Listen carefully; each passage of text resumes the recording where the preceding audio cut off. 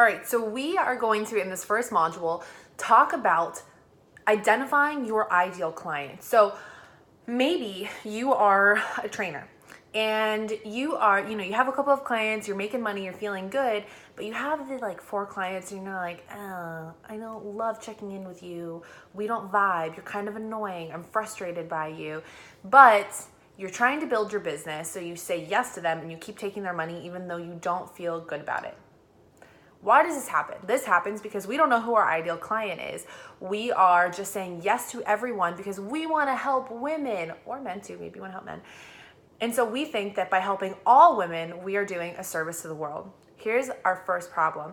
In thinking that we can be everything for everyone, we end up with our energy all over the place and we are not in true alignment with what we want to do and who we want to work with. Our tribe isn't really a tribe because we have this personality and this personality and this person over here who wants something different than this person over here. And it's not to say that your community and your tribe of clients or customers can't be different, because we want them to be different. But at the end of the day, your tribe should feel fierce.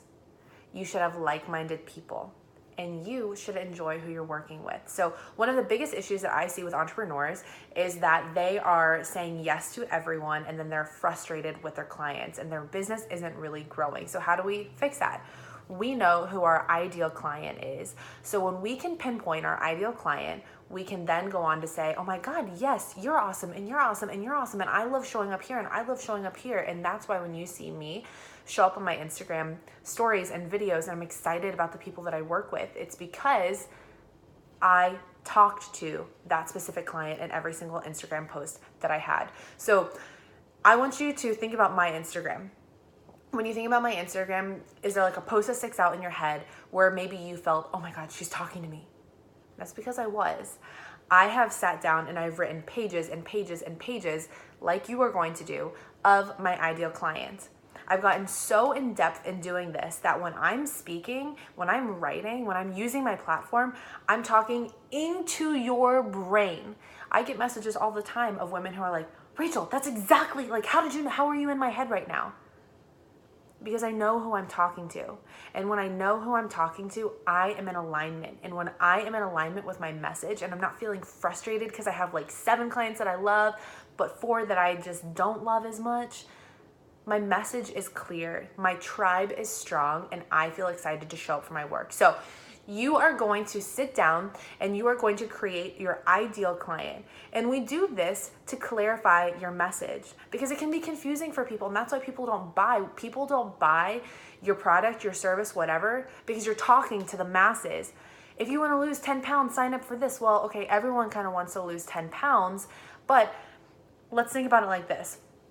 One person says, you want to lose 10 pounds, sign up for my 24-day challenge, where you have me over here that says, let's say this is an Instagram post. You are feeling frustrated in your body right now, right? You just got off a 24-day challenge and you thought you did pretty okay with it, but you were unhappy in what you were eating the whole entire time. And as soon as you finished the diet or the 24-day challenge, you binged. And you're feeling shameful. And I get into their head, and that wasn't a great example of it, but I get into their head and I'm writing everything that they're feeling. So while this may be attractive right now, this is going to pull in a bunch of women who are feeling a very specific way. You'll see this in a lot of other ways that I talk. I talk about being married. So that means when I use this as part of my storyline, I am going to not connect with everybody, and that's okay, but you are not for everybody. I know that when I curse in some of my posts that I'm going to turn some people off, and that's okay. My ideal client, her name is Sarah. And it's funny because I actually met about 8 Sarahs after I created this ideal client. But my ideal client, her name is Sarah. She curses, but not a lot. She only uses it appropriately. Sarah is also very silly. She thinks that she's confident, but she's not. She thinks that she's an introvert, but she actually has a lot of extroverted ways about her. But she lives an introverted life and she wants to go out more, but she doesn't have the confidence to do it yet. Sarah has tattoos and she has a really chill style. She likes makeup but doesn't need makeup. I have a whole identity of this woman, and that's what I want you to do. You are going to get crystal clear on who she is. You're going to write her vibe. What are her religious beliefs? Does she have tattoos? Does she wear makeup? And the biggest thing that we are doing in writing this ideal client is identifying her pain points. You have to know what problem you are solving for your client. You have to know exactly what's going on in her life, because when you know why she needs you, you can talk to that. It's one thing to say, hey, does anyone want to lose 10 pounds? Sign up for my thing. And it's another thing to say, hey, Sarah, or Instagram follower, you feel blank, blank, blank. I'm going to help you by blank, blank, blank. So you're going to weed out the people you aren't for, which is fine because you're not for everybody. And you're going to get crystal clear on who you're talking to. So this is your first homework assignment. I want you to spend between 10 and 25 minutes writing down every single thing about this person. But here are some important things to know. You may not be your ideal client. Here's what I mean by that. When I first started writing about my ideal client, I was writing a lot from experience. So I was writing like kind of what I just described was a lot of me. We don't need a bunch of replicas of ourselves, but you are going to feel strongly pulled to that storyline, and that's okay. Just know that she doesn't have to be everything the way that you are. Like, I don't have to have a girl that has tattoos. That's fine. But I want you to think outside of exactly who you are. Think of the things that people come to you for.